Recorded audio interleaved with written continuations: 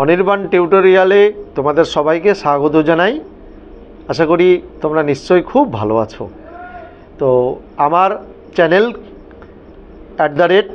@Anirban tutorial 1 এই চ্যানেলটিকে অবশ্যই তোমরা যারা এখনও সাবস্ক্রাইব করোনি তারা অবশ্যই সাবস্ক্রাইব করে দেবে।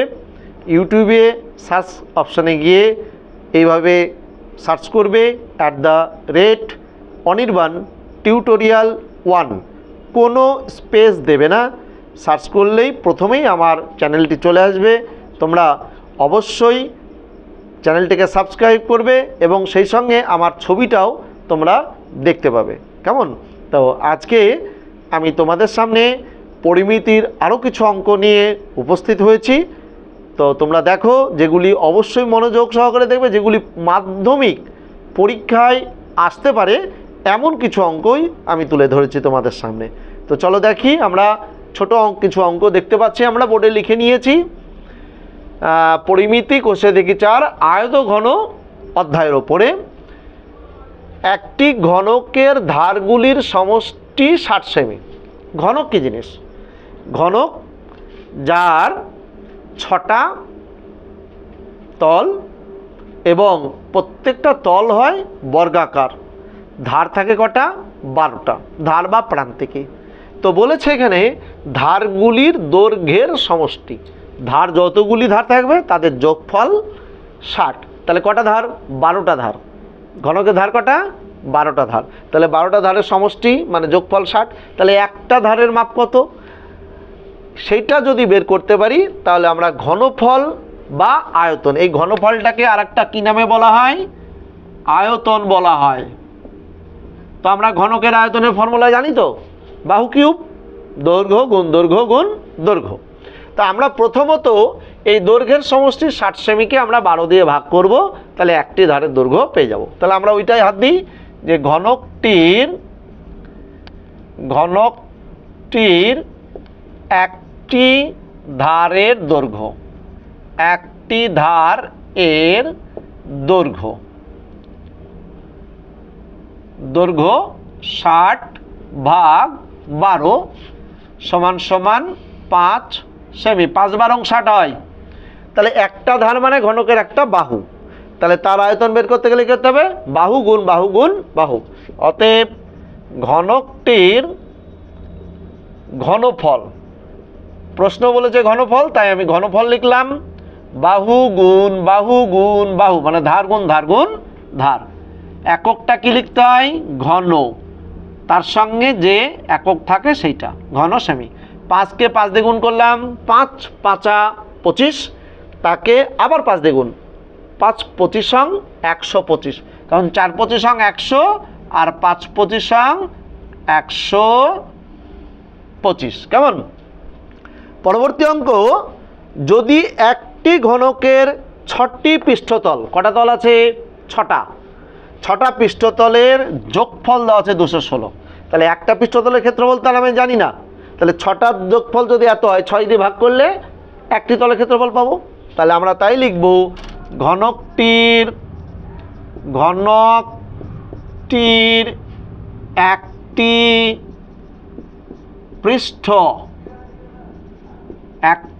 পৃষ্ঠতলের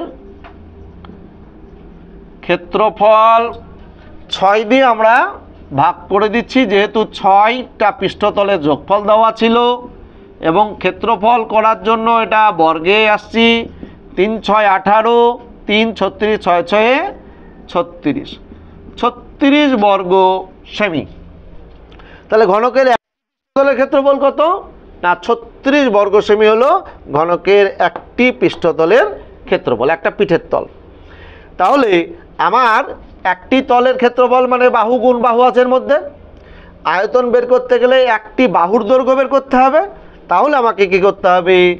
ঘনকটির, কারণ ঘনকের প্রত্যেকটা ক্ষেত্রফল হয় কি? বর্গাকার। প্রত্যেকটা বর্গাকারের একটা বাহুর দৈর্ঘ্য বের করতে হয়। তাই ঘনকের একটি বাহুর দৈর্ঘ্য বের করতে গেলে এখানে কি করতে হবে?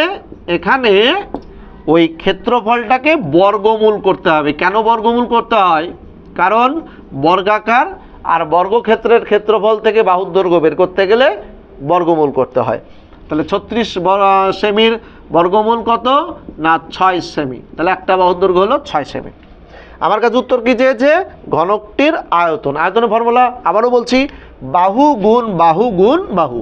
তাহলে কি লিখব, ঘনকটির আয়তন, ঘনকটির আয়তন বাহু গুণ বাহু গুণ বাহু পাশে ঘন সেমি।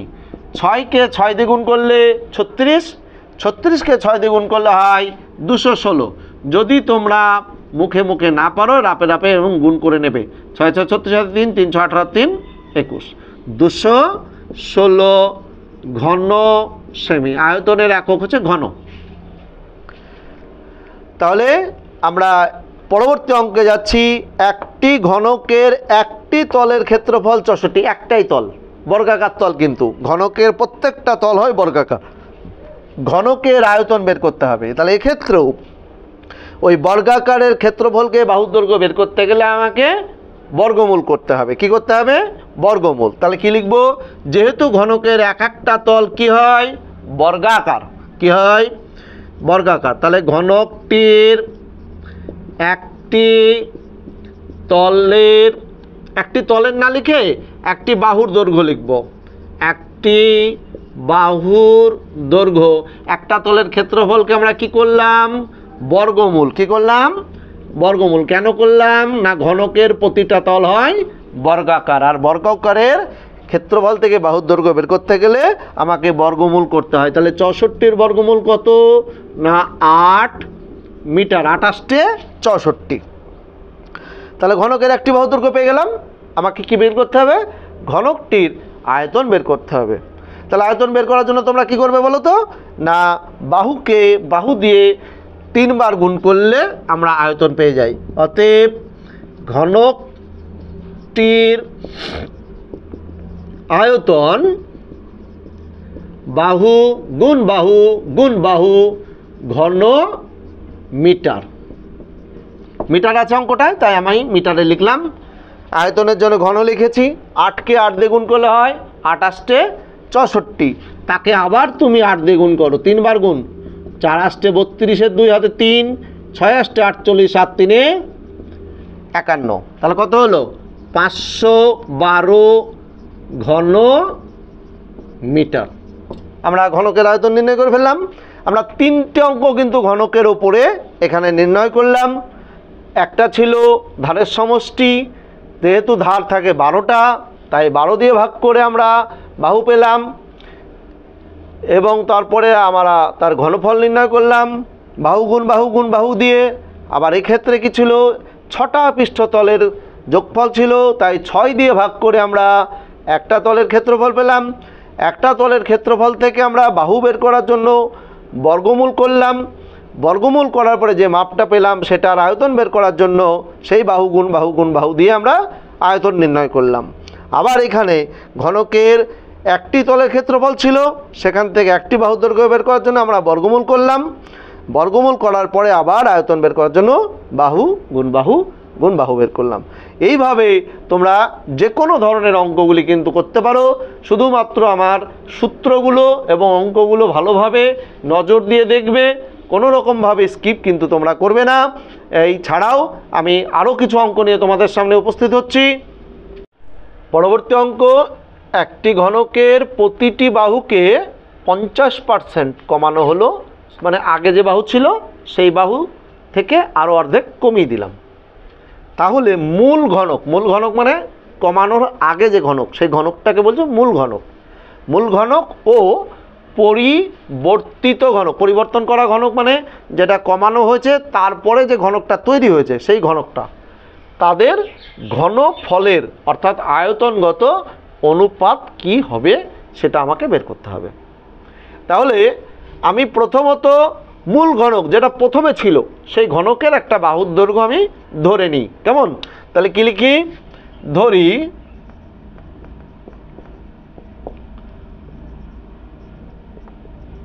মূল ঘনকের বাহুর দৈর্ঘ্য x একক। মূল ঘনকের বাহুর দৈর্ঘ্য ধরলাম x একক।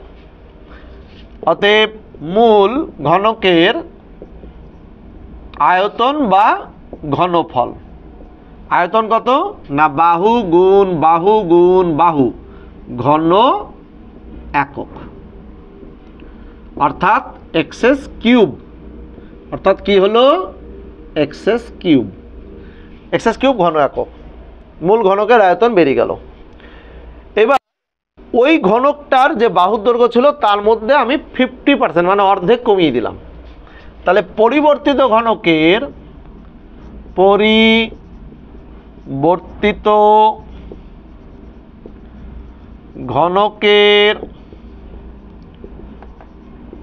বাহুর দৈর্ঘ্য, পরিবর্তিত ঘনকের বাহুর দৈর্ঘ্য ছিলাম x, তার মধ্যে বাদ দিলাম x এর 50%, 50% x মাইনাস x এর 50% মানে কি গো 50/100। তোমরা সবাই বুঝতে পারছো? 50/100 কেমন? আমরা কেটে দিই 50 দুগুণে 101, তাহলে কি দাঁড়ালো x বিয়োগ x/2। কি লিখলাম x/2। এবার তোমরা বলো তো এখানে কি করবে? এই জায়গাটায় 2 আমরা লসাগু টানবো। 2 লসাগু টানলাম, 2x বিয়োগ x একক, তাহলে কত হলো? দুটো x, x এর সহগ 2 আর x এর সহগ 1, বাদ দিলে হয় x/2 একক। তাহলে পরিবর্তিত যে ঘনক হলো তার 50% বাহু বাদ দিয়ে আমি পেলাম কত? x/2। এই পরিবর্তিত ঘনকের আবার আমাকে কি করতে হবে? ঘনফল করতে হবে, পরিবর্তিত ঘনকের ঘনফল। তাহলে পরিবর্তিত ঘনকের ঘনফল, যে বাহুটা পেয়েছি তার ঘন কিউব করলেই হয়ে যাবে আমার ঘনফল। তাহলে কি দাঁড়াবে না আমরা পাশেই যদি লিখে দিই এক্সএস কিউব বাই এই যে 2 এর মাথায় কিউব, তাহলে কতবার গুণ করতে হয়? 3 বার। 2 গুণ 2 গুণ 2, তাহলে 2 দুগুণে 4, 4 দুগুণে 8, তাহলে কি লিখবো? 8 ঘন একক। তখন এই মূল ঘনকের আয়তন আর এই পরিবর্তিত ঘনকের আয়তনের অনুপাত আমাকে বের করতে হবে। তাহলে কি লিখি? অতএব মূল ঘনক এবং পরিবর্তিত ঘনক এর ঘনফল এর অনুপাত x's cube is to x's cube by 8। X's cube কাটলাম, তাহলে 1:1/8। এই জায়গাটা কি করবা বলো তো? এই দেখো নিচে আছে কত? হরে আছে 8 আর এখানে আছে লবে 1, তাহলে একে এই 8কে কাটতে গেলে না 2 দিকেই 8 দিয়ে গুণ করতে হয়। কত দিয়ে গুণ করতে হয়? এখানেও 8 দিয়ে গুণ করবো, এখানেও কিন্তু আমাকে 8 দিয়ে গুণ করতে হবে। তাহলে 8 ইস টু 8 কেটে গেল 1। তাহলে মূল ঘনক এবং পরিবর্তিত ঘনকের ঘনফলের অনুপাত হলো 8:1। কেমন? এই অঙ্কটা অবশ্যই ভালোভাবে করবে, বারবার প্র্যাকটিস করবে, এটা পরীক্ষায় কিন্তু একদম আসার মতন অঙ্ক। কেমন? আমরা পরের অঙ্কে যাই। পরবর্তী অঙ্ক 48 মিটার লম্বা এবং 31.5 মিটার চওড়া এক খণ্ড নিচু জমিকে 6.5 ডেসিমিটার উঁচু করবার জন্য, মানে কি দাঁড়ালো? বলছে আমাদের ধরো তোমরা যারা বসে আছো তোমাদের বাড়ির পাশে দুটো জমি আছে ধরে নাও, তো একটা জমি নিচু আর একটা জমি একটু উঁচু। এবার ধরো সেইখানে তুমি হয়তো জমিটায় চাষাবাদ করবে তোমার বাবা, তো সেই ক্ষেত্রে জল সেচ দেওয়ার সময় অসুবিধা হয়তো যদি জমি লেভেল না হয়, তো তখন তোমার বাবা সিদ্ধান্ত নিল যে নিচু জমিটায় মাটি ফেলতে হবে। কোথা থেকে মাটি নিয়ে আসবো? না, আমার পাশে যে জমিটা উঁচু হয়ে আছে সেই জমিটা থেকে মাটি কেটে আমি নিচু জমিটায় ফেলবো। তাই জন্য তোমার যে নিচু জমিটা আছে সেই নিচু জমিটা 48 মিটার লম্বা আর 31.5 মিটার চওড়া, এটা নিচু জমি। এই জমিটাকে কত মিটার উঁচু করতে হবে? 6.5 ডেসিমিটার যদি উঁচু করা যায় তাহলে একদম সুন্দর লেভেল হয়ে যাবে, তাতে চাষাবাদ করা ভালো হবে। সেই জন্য ভাবা হলো পাশের একটা জমি আছে যেটা উঁচু, সেই জমিটা দৈর্ঘ্য 27 মিটার লম্বা আর 18.2 মিটার চওড়া। ওই জমিটায় আমি কতটুক করে মাটিটা কাটবো, কতটা গভীর করব আমি। এবার আমি না ভেবেই যদি আমি গভীর করতে যাই তাহলে তো অনেক খাদ হয়ে যাবে, তাহলে ওই জমিটাও তো নষ্ট হয়ে যাবে। তাহলে তার হিসাবটা তোমাকে তোমার বাবা বললো যে তুমি বাবা হিসাব করে দেখো তো যে এত মিটার লম্বা আর এত মিটার চওড়া এই জমিটা গর্ত কতটুকু করতে হবে, আর একটা জমি গর্ত করে মাটি তোলা হবে, তাহলে গর্তটা কত মিটার গভীর করতে হবে এটা তোমাকে করতে হবে। তাহলে তোমাকে কি করতে হবে এই জায়গাটায়, যে এই যে উঁচু জমিটা আমি কতটা গভীর করব সেইটা আমি লিখব। যে ধরি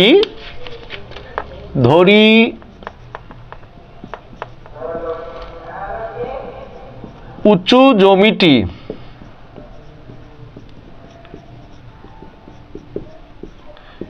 x মিটার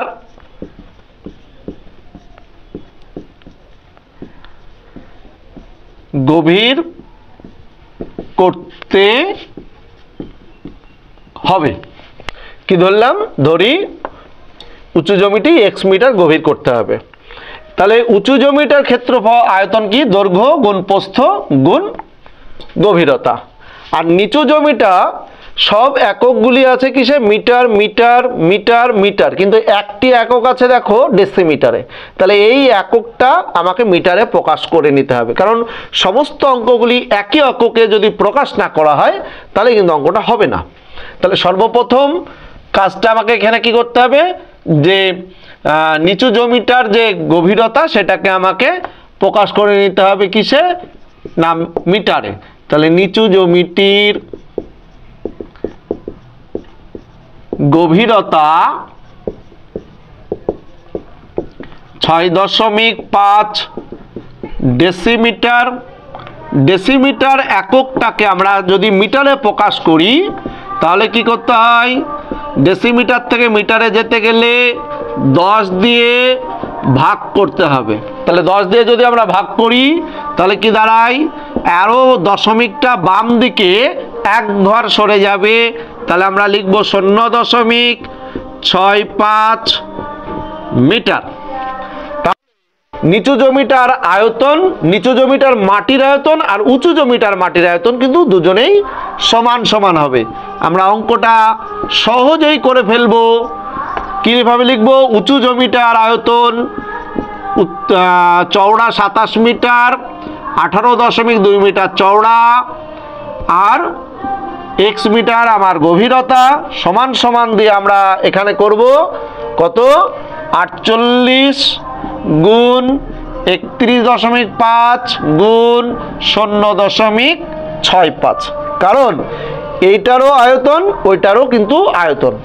তাহলে আমার যে উঁচু জমিটা ছিল 48 লম্বা, 31.5 মিটার চওড়া আর এইটা হচ্ছে আমার গভীরতা। তাহলে এই জমিটা, নিচু জমিটার আয়তন সমান সমান পাশের যে জমিটা যেটা আমি গর্ত করব তার আয়তন কি? দৈর্ঘ্য গুণ প্রস্থ গুণ গভীরতা। তাহলে এখানে সমাধান করার জন্য আমরা কি করব? x সমান সমান 48 গুণ 31.5 গুণ 0.65 সমান চিহ্নের এপারে দেখো এগুলো গুণ অবস্থায় আছে। তাহলে আমাকে কি করতে হবে? এইদিকে ভাগ অবস্থা নিয়ে গেলাম, দশমিক তুলে গুণ 10, দশমিক তুলে গুণ 1, দুটো ঘর তাই দুটো শূন্য, আর এই দশমিক তোলার জন্য 1, পাশে একটা ঘর একটা শূন্য, 10 10 কেটে গেল। এবার আমরা কাটাকাটি করব। কিভাবে কাটবো? এই জায়গাটায় আমরা একটু ভেবে নিই। 5 দিয়ে কেটে দিই। 5 5 20 100, 5 13 65, 5 দিয়ে 65কে ভাগ করলাম, 5 দিয়ে 100-কে ভাগ করলাম, আবার 5 দিয়ে ভাগ করি আমরা, 4 × 5 = 20, 5 × 6 = 30, 31-এর মধ্যে 30 বাদ দিলাম 1, 1-এর পাশে দেখো 5 আছে, 1 × 10 = 5, 15, 3 × 5 = 15। 4 দিয়ে আমরা যদি এটাকে ভাগ করে দিই, 4 × 1 = 4, 4 × 2 = 8, এখানে হলো 12। তাহলে আমরা এইটাকে 9 দিয়ে ভাগ করতে পারি, 3 × 9 = 27, 7 × 9 = 63, 3 × 9 = 27, 7 × 9 = 63, 9 দিয়ে ভাগ করলাম। এবার আমরা 3 দিয়ে এটাকে ভাগ করে কত লিখলাম? 4 লিখলাম। এবার এইটাকে যদি আমরা 13 দিয়ে ভাগ করি, দেখা যাক ভাগ যায় কিনা। 13 × 13, 18-এর মধ্যে 13 বাদ দিলে 5, 5-এর পাশে 2, 5 × 10 = 2, 52, 4 × 13 = 52। তাহলে 13 দিয়ে ভাগ যাচ্ছে, 13 × 13, 13 × 13, 18-এর মধ্যে 13 বাদ দিলাম, কত থাকে? 5, 5-এর পাশে 2, 5 × 10 = 2, 52, 4 × 13 = 52, 14 পেলাম। 7 দিয়ে কেটে দিই, 7 × 2 = 14, 2 দিয়ে কাটবো, 2 × 2 = 4। তাহলে উত্তর কত দাঁড়ালো? x = 2। আমি কোশ্চেন কি লিখেছিলাম? ধরি উঁচু জমিতে x মিটার গভীর করতে হবে, তাহলে 2 মিটার গভীর করতে হবে। তাহলে আমি কি লিখবো? অতএব গর্তটি কত মিটার গভীর করতে হবে? গর্তটি 2 মিটার গভীর করতে হবে। কেমন? তাহলে এই অঙ্কটি আমরা সুন্দরভাবে শিখে নিলাম। এবার এই অঙ্কগুলির মতন আরও যদি কিছু অঙ্ক তোমাদের প্রয়োজন হয়, তোমরা অবশ্যই কমেন্টের মাধ্যমে আমাকে জানাবে। আমার চ্যানেল অবশ্যই সাবস্ক্রাইব করবে, লাইক করবে এবং শেয়ার করবে। সবাইকে ধন্যবাদ, সবাই ভালো থেকো, ধন্যবাদ।